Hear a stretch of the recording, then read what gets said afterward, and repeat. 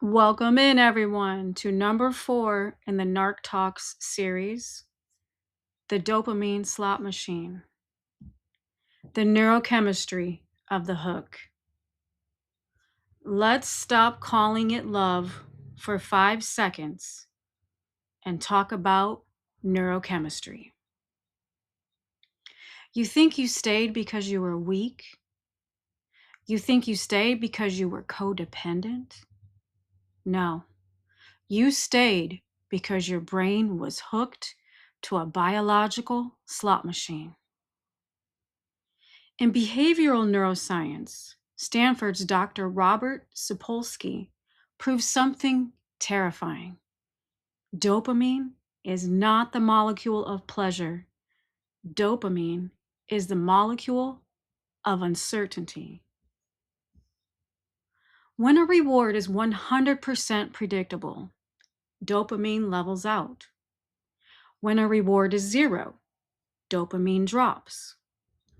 But when a reward is unpredictable, when you get love on Monday, silence on Tuesday, breadcrumbs on Wednesday, and a nuclear explosion on Thursday, your brain releases the highest spike of dopamine known to human biology.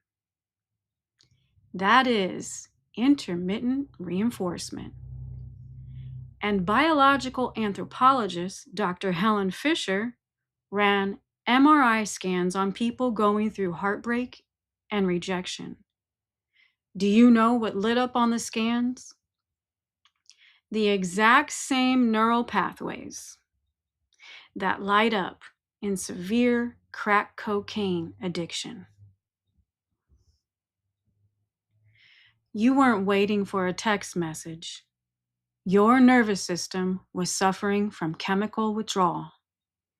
They turned your brain into a casino, and every time you tried to walk away, your neurochemistry screamed that the next spin might be the jackpot. Recognize the game.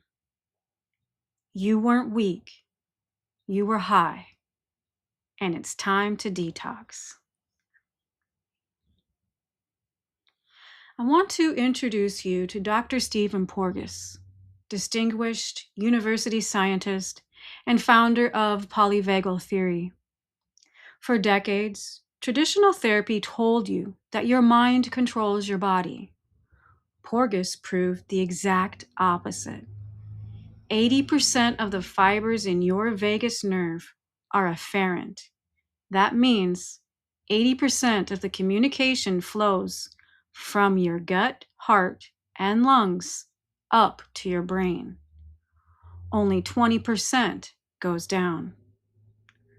When a pathological narcissist floods you with confusion, they aren't having a debate. They are triggering neuroception, an involuntary threat detection system in your brainstem.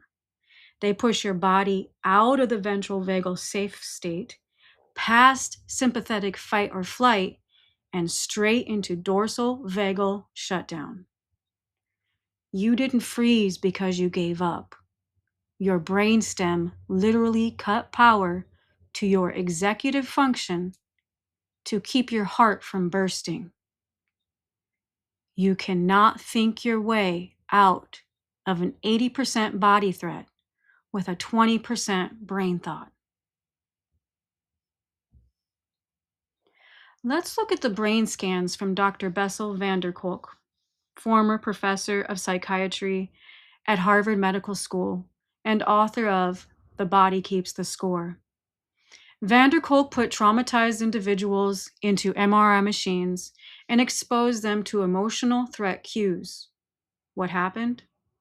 Broca's area, the speech center on the left side of the brain, went completely dark. When your survival system is activated by gaslighting, the neural hardware required to translate feelings into coherent speech is literally turned off. That is why During word salad arguments, you found yourself stuttering, choking on words, or going mute. They were using words as weapons against a brain whose speech center had been turned off by trauma. Stop beating yourself up for not having the right words. The game was rigged at the neural level. If you want to know why you stopped trusting your gut, look at the research of Dr. Ruth Lanius, director of the PTSD Research Unit at Western University. Dr. Lanius mapped the brain's anterior insulated cortex, the insula. The insula is your body's internal radar system. It's the neural hub that reads visceral sensations, your racing heart, your gut knot, your tight chest. It gives you your interoception, your gut feeling. Lanius proved that chronic emotional trauma and gaslighting deactivate and downregulate the insula. When you are told for months that your reality is wrong, your brain literally severs its connection to your gut. You stop feeling yourself. And when you can't feel yourself, you calibrate your safety off their mood, their smile, and their permission. They systematically unhooked your internal compass.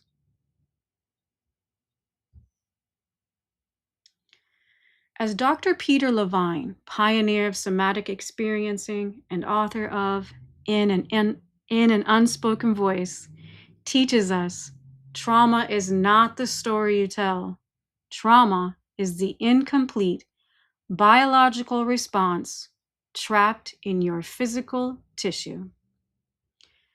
When a prey animal in the wild escapes a predator, it doesn't go to therapy and talk about it. It shakes, it trembles, it discharges the massive burst of adrenaline stored in its muscles so its nervous system can return to baseline. But you were told to be quiet. You were told to suppress your anger. You sat at dinner tables, holding in your shakes, swallowing your screams, and choking down your rage. That fight or flight energy never left your body. It is still sitting in your jaw, your diaphragm, and your hips. You cannot talk this out. You cannot read another book to fix this. You must feel to heal.